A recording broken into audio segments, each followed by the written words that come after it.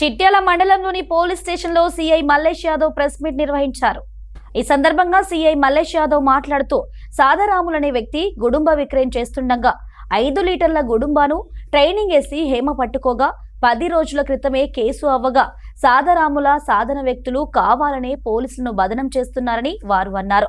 పోలీసులను బదనం చేసి రాజకీయాలకు లాగితే చట్టరీత్యా చర్యలు ఉంటాయని సీఐ మల్లేష్ యాదవ్ అన్నారు. ఈ కార్యక్రమంలో ఎస్ఐ శ్రావణ్ కుమార్ పాల్గొన్నారు. మల్లేష్ చిట్యాల ఇన్స్పెక్టర్ భూపాలపల్లి జిల్లా. అయితే దాదాపు 45 రోజుల క్రితం మన ఈశ్వరయ్య ఎస్ఐ చిట్యాల గారు వెహికల్ చెకింగ్ సిబ్బందితో చేస్తుంటే శివాజీ స్టాచ్యూ దగ్గర మోత్కూర్ నగేష్ బండి నడుపుతూ సాదారాములు బైక్ పైన వెనుక కూర్చుని ఉన్నాడు. అతను వెహికల్ చెకింగ్ చేసినప్పుడు మోత్కూర్ నగేష్ డ్రంక్ అండ్ స్టేజ్లో ఉన్నాడు. వచ్చింది అతన్ని 360 అంటే ఆల్మోస్ట్ హెవీ ఆల్కహాలిక్ తీసుకొని వస్తున్నాడు.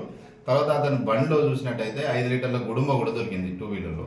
సో దాని మీద డ్రంక్ అండ్ డ్రైవ్ మరియు ఆ గుడుంబ పట్టుకున్న దాని మీద అంశంలో క్రిమినల్ కేసు నమోదు చేసి దాన్ని ఇప్పుడు కేసు దర్యాప్తులో ఉంది.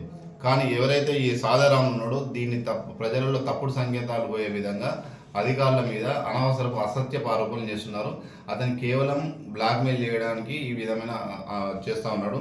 ఎందుకంటే అక్కడ ఎవిడెన్స్ ఉన్న చాలా మంది పబ్లిక్ ఉన్నారు. ఆ పబ్లిక్ సమక్షంలోనే అతని దగ్గర నుంచి గుడుంబ సీజ్ చేయడం జరిగింది.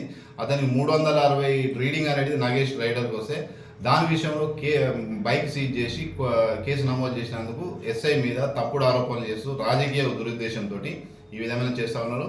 ఇది మానుకోవాలని చెప్పేసి మేము చెప్తా ఉన్నాము. ఎవరైతే దీనికి సంబంధించి జనార్దన్ రావు అనే వ్యక్తి కూడా గతంలో ఇక్కడ ప్రజలందరూ కూడా సుపరిచితుడు. అతను ఏ విధమైన అసత్యపు ఆరోపణలు కట్టుకథలు అల్లి లేని ఉన్నట్టు ఉన్నవి లేనట్టుగా క్రియేట్ చేయడం అతను దిట్ట.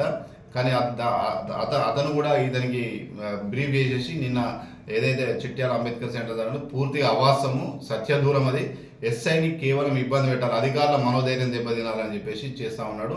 మీ అందరూ తెలుసు, మా సిబ్బంది కానీ మా అధికారులు అందరూ కూడా రాత్రింబవలు ఇక్కడ ఉన్న ప్రజలకు ఎటువంటి ఇష్యూస్ లేకుండా చేయాలని గస్తీలు చేస్తూ, మీరు మొన్న చూసినట్టయితే మొన్న ఒక అంతరాష్ట్ర మూట చిన్న ఇన్ఫర్మేషన్ వస్తే ఇదే ఎస్ఐ గారు తన ప్రాణాలు లెక్క అతని దగ్గర నైఫ్ ఉన్న కూడా పోయి అక్కడ కాలోపల్లి ఏరియాలో అతనికి క్యాచ్ చేయడం జరిగింది.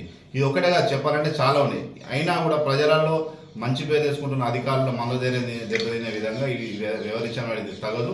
వారికి ఏమైనా రాజకీయ ఉద్దేశాలు ఉంటుంటే రాజకీయంగా పరంగా చూసుకోవాలి తప్ప రాజకీయ నాయకులతోటి అంటగట్టి అధికారులను ఇబ్బంది పెడతామనేది సరైన పద్ధతి కాదు. దీని మీద మేము మా ఉన్నతాధికారులతో మాట్లాడదాం. అదేవిధంగా లీగల్ ఒపీనియన్ తీసుకొని కంపల్సరీ నిన్న ఎవరైతే చేసారో అతని మీద ఈ అంశం కూడా చట్టపరమైన చర్యలు తీసుకుంటాము.